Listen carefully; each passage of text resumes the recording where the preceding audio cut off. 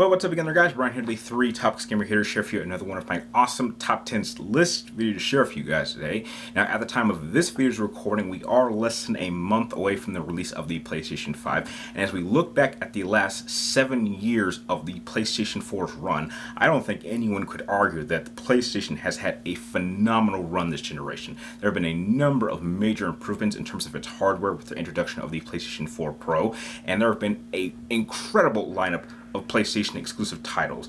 I'm not sure if I would go so far as to say it has been probably the greatest lineup of PlayStation exclusives, but it has certainly been a phenomenal series. And I felt the need that since the PlayStation 5 is on its way, we should look back and I should go over my top 10 favorite pure PlayStation 4 exclusive games. Now, before I get into this list, if you happen to enjoy content like this and would like to see more from me, please do not forget to give this video a thumbs up and press the subscribe button. And also, just a quick warning, some games that were released as exclusives but are no longer sadly could not make this list. So in the forms of games like Death Stranding, which first came out as an exclusive, or Horizon Zero Dawn, or Detroit Become Human, these would have certainly, had they stayed exclusives, would have made this list, but since they've been ported to PC, they can't make it. So, with those two statements out of the way, let's jump right into the list, and I should start off with number 10 on my list. Ranked 10th on my list will have to go to Until Dawn. Now, Until Dawn, in terms of what kind of game it is, falls with the same sort of category as games like Heavy Rain, Beyond Two Souls, and Detroit Become Human. It's based entirely upon exploration, making choices, and reacting to QuickTime events. What separates this game from the others is that it ultimately plays out like a teen horror story.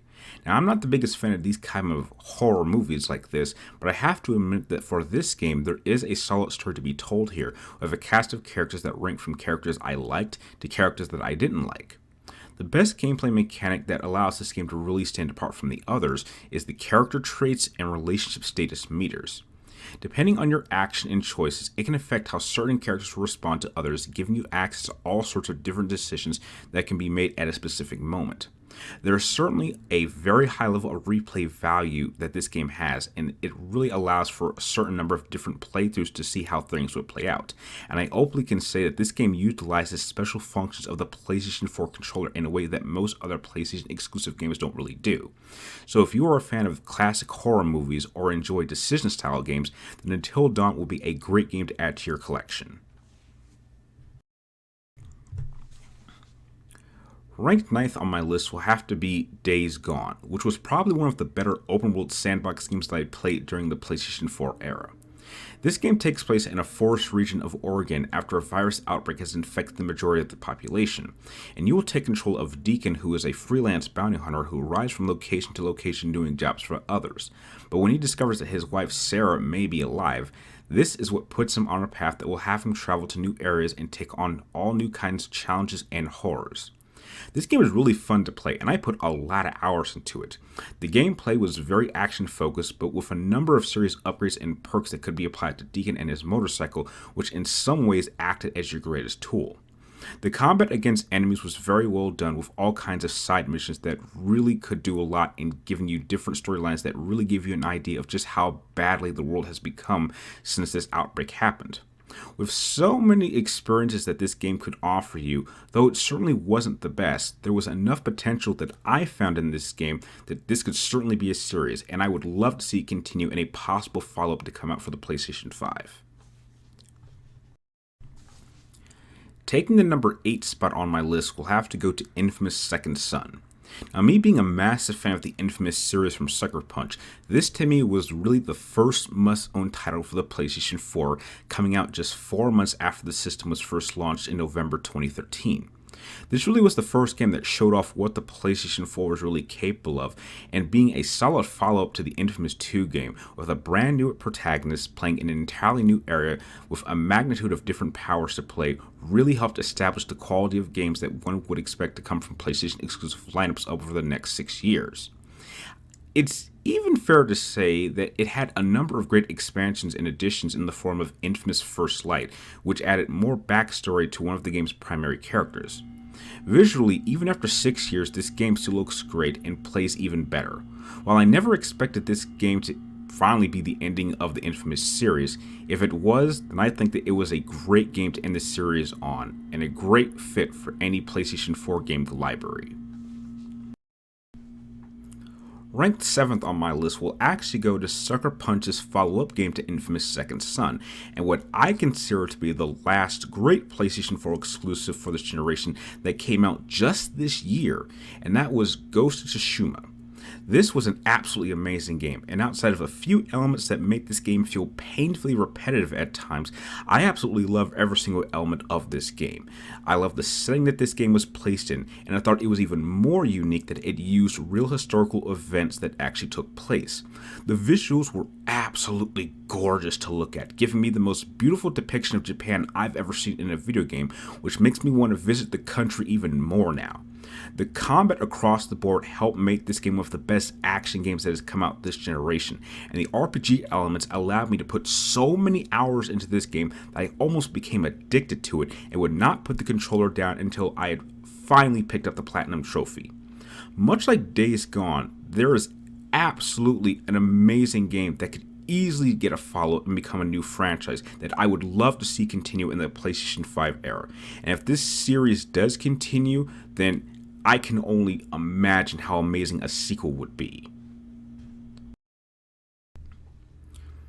Number 6 on my list might surprise a lot of you watching this, so please stick with me, but it has to go to Uncharted 4. Now, Uncharted 4 is a must-own title to anyone who owns a PlayStation 4. It's a prime example of a quality gaming experience that you can only get on PlayStation, and you will never get anything close to this from Nintendo or Microsoft. And comparing this to the other installments in this franchise certainly allows it to be the best in a number of different categories. Now, obviously, it is the best looking game in this series.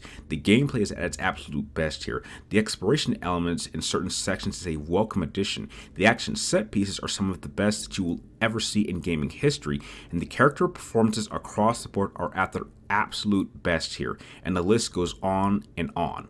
There are a multitude of reasons why many would even consider this to be the best entry in the entire franchise, bringing a great conclusion to the franchise with a satisfying and well-earned ending. My only issues with this game is that for me at times, it did feel a bit too long in adding entire sections that I believe could have been removed to save time and actually help balance out the pace. And I openly really disliked the final boss fight, which to me felt very, very lacking in its execution and felt more like a glorified cutscene than a proper final boss fight to end this series. But other than that, Uncharted 4 is an incredible game worth all the praise that it has received over the years. For number 5, I might have to cheat a little bit, because this spot will have to go to Shadow of the Colossus. Now, officially, the 2018 release of this game is labeled as a remake, and the developer said they rebuilt this game from the ground up. But if we're all being honest, this is the exact same game that was released all the way back in 2005 on the PlayStation 2. The only main difference that they made to this game is that it simply looks better, but everything else is completely the same. They didn't even bother to really change anything or add very much, and I don't see that as a bad thing. Shadow of the Colossus to me is one of those rare games that is simply timeless. It's a one-of-a-kind type of game that stands out so much to me that I would easily place it as being a top 10 greatest PlayStation exclusive games across all PlayStation generations. And the fact that even after 15 years this game still holds up as an example of just how unique of a game it really is. It's a very simple story with very little dialogue that has only one simple objective, and yet if this was done by any other game, it would be viewed as a very one-dimensional game. But that is not the case here, which is why I'm honored to place it number 5 on my list. Ranked 4th on my list goes to the very game that I would consider to be the greatest comic book video game ever created, and that was 2018's Spider-Man. While I admit that Batman is still my favorite superhero of all time, there is simply no denying that it would be a lot more fun playing as Spider-Man, and this game proved it. It took the open world exploration elements that previous Spider-Man games have used and applied it with the sophistication of the Batman Arkham series, therefore creating a gameplay experience that rises above all other comic book video games that have been created up to this point. The story presented here was really incredible, and the performances from all of the actors was really some of the best that I've ever seen in any comic book video game. It did a great job establishing the setting, development of characters, and bringing a lot of emotion in a number of key moments. The combat really gives you the closest experience anyone could ever imagine in terms of being the iconic hero, and with a follow-up Miles Morales game being released soon, there is no question that this game is going to mark the first of many great exclusive Spider-Man games to come, and like many others, I can't wait to experience them. Ranked third on my list is a really special game to me, and it happens to be the 2016 Ratchet & Clank game, which served as a kind of remake of the original 2002 game, along with having connections to the animated movie that I'm sure most people have forgotten about, but I personally really enjoyed. While something like Shadow of the Colossus is a timeless game, the Ratchet & Clank series is a timeless franchise, with the 2002 game being the very first PlayStation 2 game that I ever played, and the fact that this series is still going shows just how enduring the franchise has remained. The gameplay and visuals are still top level even for a game that came out in 2016, and unlike Shadow of the Colossus, Insomniac Games did an incredible job creating an experience that is both familiar but changed a lot of things to help give it its own unique identity, and I can openly say that out of all of the games I have seen that will be coming out for the PlayStation 5, the next Ratchet & Clank game is going to be my personal system seller. The moment I find out what day that game is coming out is the day I know I will be picking up a PlayStation 5. And I owe the Ratchet & Clank 2016 game for not only taking me back and experiencing just how great of a series this was at the very beginning, but also ringing a new era of Ratchet & Clank games that has made this series be the longest running PlayStation exclusive series on this list. Ranked second on my list will have to go to God of War 4. Now, when this game was first announced, I was very hesitant to the idea that Santa Monica Studios was completely redesigning the entire format of the God of War series, as I had become really attached to how these games played out since the first game was released all the way back in 2005. But now, having played God of War 4 a number of times, all of these changes worked out far better than I could have possibly imagined. It's very rare to see a video game franchise change its format so much and yet still manage to make it work. The style of gameplay was different but somehow felt familiar, and the game, in my opinion, has by far the best depiction of Kratos as a character, showing him to have taken a much more mature and father role, and the inclusion of his son was a very welcome addition. The references to the prior games was a great addition, and the inclusion of the RPG system and exploration elements is something I never would have expected to work as well as it did in a God of War game. In some ways, God of War 4 represents why PlayStation has always perhaps been my primary system to play on. The PlayStation, when it comes to exclusives, has always been known to be in a constant state of reinventing itself, and with every new generation, it retires old franchises and introduces new ones, and that is very much embodied in this game. And this game was well deserving of its Game of the Year award back in 2018. God of War 4 is another must-own title for anyone who owns a PlayStation 4, and I can't wait to see how the story of Kratos and his son will continue in God of War 5 on the next-gen consoles. But as incredible as this game was, there's only one game that I would pick over it. Ranked number 1 and my all-time favorite PlayStation 4 exclusive game of all time has to go to Persona 5 Royal. Now, there were a lot of things working in this game's favor. For starters, this being a JRPG, which is my favorite genre of games, really helped this game stand out on this particular list. But even more so, I have never seen a game make so much of an improvement over the original game in such a short amount of time. If the Royal Edition had not been released this year, then it's more than likely that God of War 4 would have taken the top spot on this list.